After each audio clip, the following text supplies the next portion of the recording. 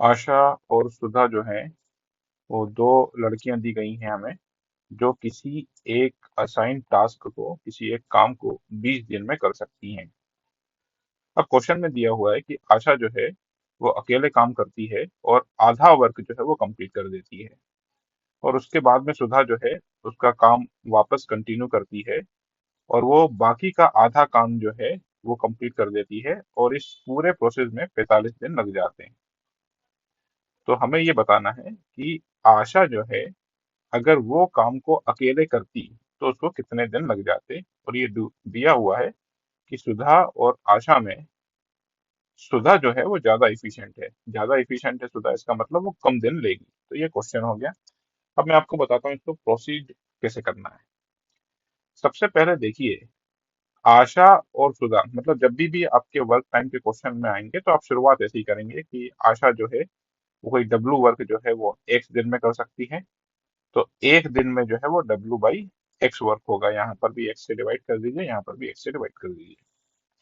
वैसे ही सुधा के लिए लिखा है, सुधा कोई सा भी एक वर्क वाई दिन में करती है, तो एक दिन में कितना करेगी, डब्लू बाय वाई वर्क। अब शुरुआत में दिया हुआ है कि सुधा और आशा दोनों उस टास्क को 20 दिन में कर सकते हैं। तो एक दिन में आशा कितना वर्क करेगी, डब्लू बाई एक्स, और सुधा कितना करेगी, डब्लू बाई वाई। एक दिन में ये दोनों मिलके काम करेंगे, 20 से मल्टीप्लाई कर दिया है, मतलब 20 दिन में वो डब्लू काम को कर देंगे। राइट। डब्लू बाई एक्स, आशा एक दिन में काम करती है, एक दिन में, ये पर डे है, तो पर डे में क्या मल्टीप्लाई करेंगे, डे, कितने डे। तो एक दिन में इतना है तो 20 दिन में कितना होगा, तो 20 मल्टीप्लाई कर दिया, तो उससे पहली इक्वेशन ये बन गई।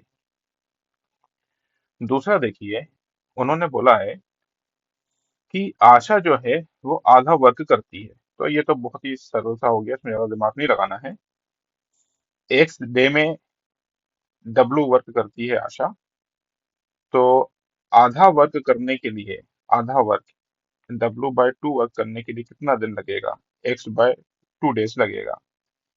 तो आशा ने डब्लू बाय टू वर्क जो है वो एक्स बाय 2 डेज में कंप्लीट कर दिया है, और दोनों मिलके कितने में काम कर रही हैं, 45 डेज।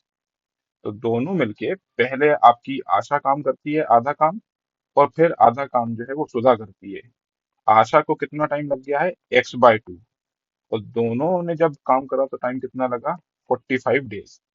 तो सुधा ने कितना टाइम लिया होगा, 45 - x/2, यही यहाँ पर लिखा हुआ है। तो 45 x/2 जो है वो तो आशा ने इतने दिन लिए, और टोटल दिन से 45, तो सुधा ने 45 - x/2 इतने दिन लिए होंगे, और ये दिन लेने के बाद में उसने बाकी का आधा काम कर दिया होगा, W/2। तो अब मैंने यहाँ पर 45 - x/2 से दोनों तरफ डिवाइड कर दिया मैंने इसको। तो एक दिन में कितना वर्क हो जाएगा, ये हो जाएगा 90 - x, तो W/90 - x। तो एक दिन में सुधा जो है वो इतना वर्क कर रही है, जबकि हमने माना था सुधा कितना वर्क कर रही है, W/y। तो इससे मेरे को दूसरा रिलेशन मिल गया, 90 - x = y। तो एक रिलेशन ये है, दूसरा रिलेशन ये है। इन दोनों को सॉल्व करके, ये मैंने सॉल्व किया हुआ है, सॉल्व करके जो है हमको x का वैल्यू निकालना है। तो जब मैंने x का वैल्यू निकाला तो x का वैल्यू या तो 30 आएगा या 60 आएगा, क्योंकि क्वाड्रेटिक इक्वेशन बन रही है। अब बोला यह गया है कि सुधा जो है वो ज्यादा इफिशिएंट है, मतलब आशा जो है वो कम इफिशिएंट है, मतलब वो ज्यादा दिन लेगी।